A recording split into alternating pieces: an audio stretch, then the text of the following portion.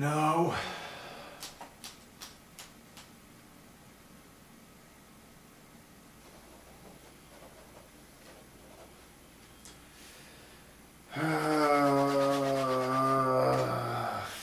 Fuck.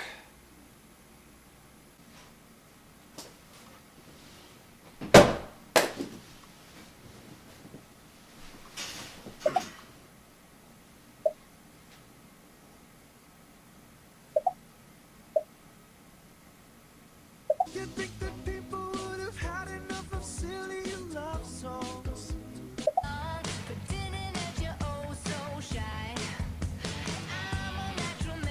Oh, not again. Why do I look to all these things to keep you happy? Maybe get rid of you and then I'll get back to me. Great. I'm not even a year in and I'm already recycling my own fucking openings. So yeah, bet you weren't expecting another Glee review, were you?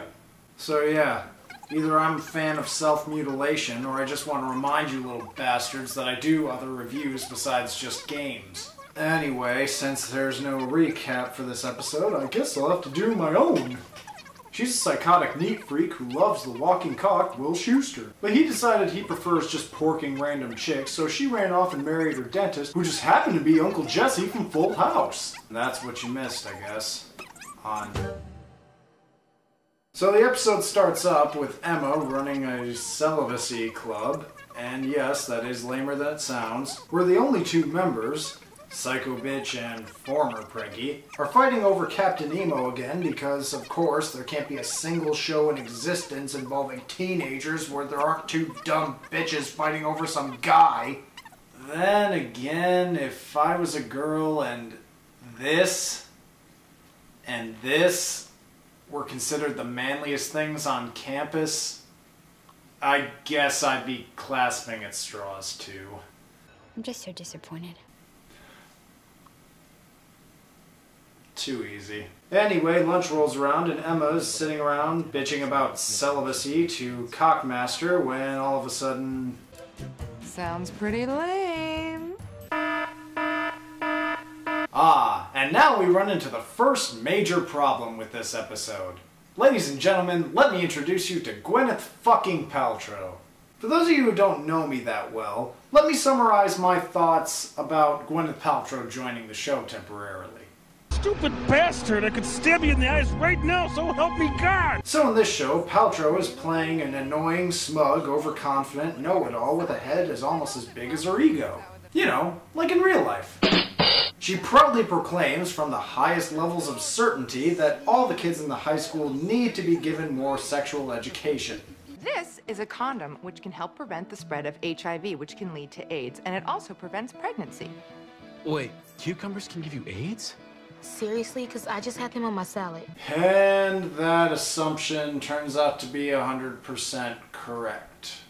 Don't get me wrong, I think the worst possible thing you can do to your kid is blind them with ignorance. But why does she have to be so goddamn smug about it? And of course, with Will being the walking cock and horny leg-humping puppy he is, he completely sides with Paltrow without even considering his friend's feelings. Smooth. So with that scene concluded, we cut to Ditzy breaking some big, shocking news. I think I have a bun in the oven. Aww. Now you want to see how comforting and understanding your friends are? Sure. Your secret's safe with... Oh my god, Brittany's pregnant. Oh my god, Brittany's pregnant. It's only a matter of time. For what? Brittany to get pregnant? Oh, congratulations! For what? Oh, you didn't hear? Your girlfriend's preggo. You're gonna be a baby daddy.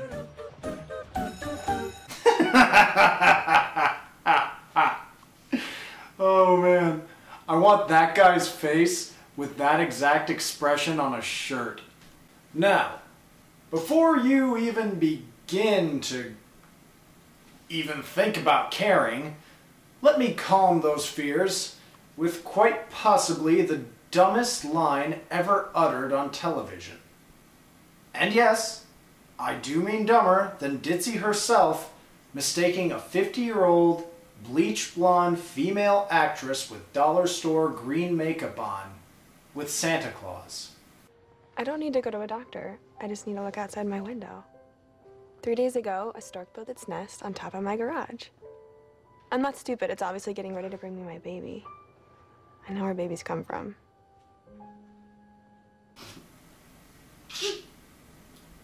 Not yet. You guys gotta trust me on this one, not yet. So after that, and the most bizarre looking workout group finishes up, Paltrow comes in to sing a song for very poorly justified reasons.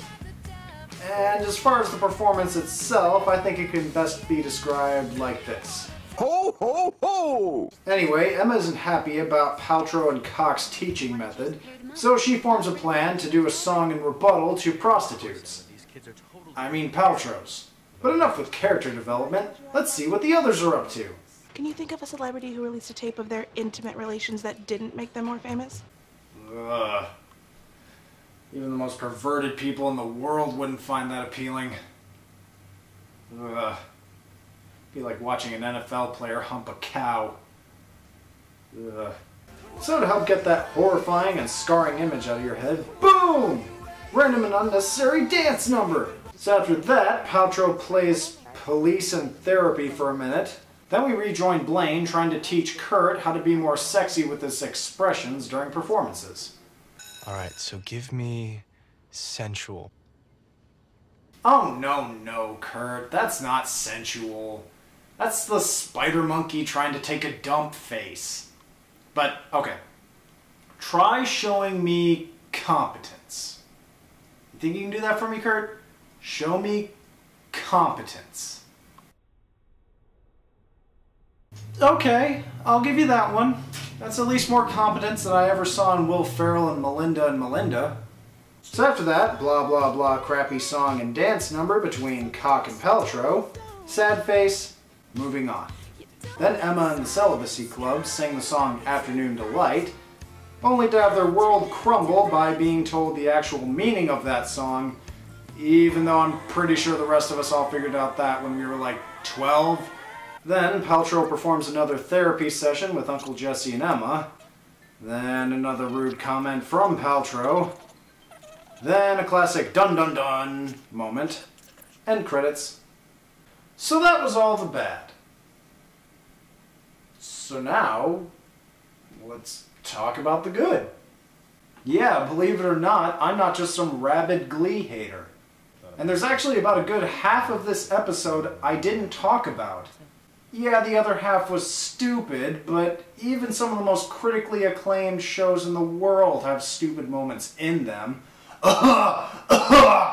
Believe it or not, the real stars of this episode are actually Kurt and Santana, though I've referred to her as slutty in previous reviews. The episode showcases Santana realizing that she might actually be a lesbian and have strong feelings for Ditzy. All while Kurt has to have the sex talk with his widowed and straight father. Though the peak of the episode easily has to be a rendition of a Stevie Nicks song, where Santana is basically confessing her feelings about Ditzy. And while I'm not really a country fan at all, you'd really have to be made out of bedrock to not even feel the least bit of anything while watching it. So, believe it or not, I'm actually leaving a recommendation to watch it. You really don't need to know a lot going into it, and it's a good example of what I like about the show. When it's not trying to be relevant, when it's not trying to be cool, and when it's not trying to sing the Billboard Top 200, there's something genuinely good here. In fact, the title card really sums up my biggest problem with the episode. Without Gwyneth Paltrow, I think this episode could have been nothing but better. You guys know me though. You know I wouldn't try to waste your time. You just have to trust me when I say, go watch it. It won't be a waste. I promise. I'll see you guys next time.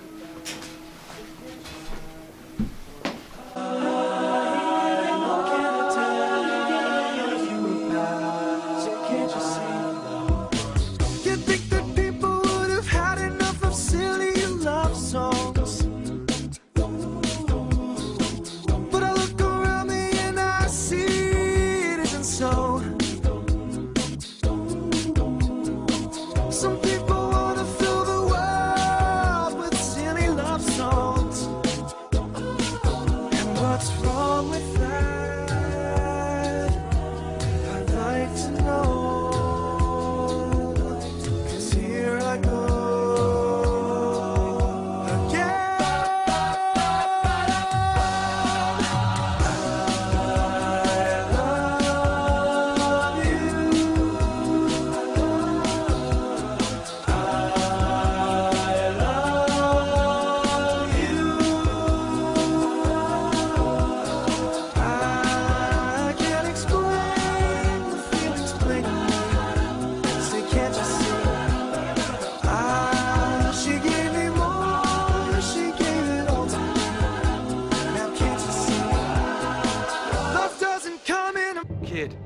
Thanks to your gay little song, there's not gonna be a San Francisco.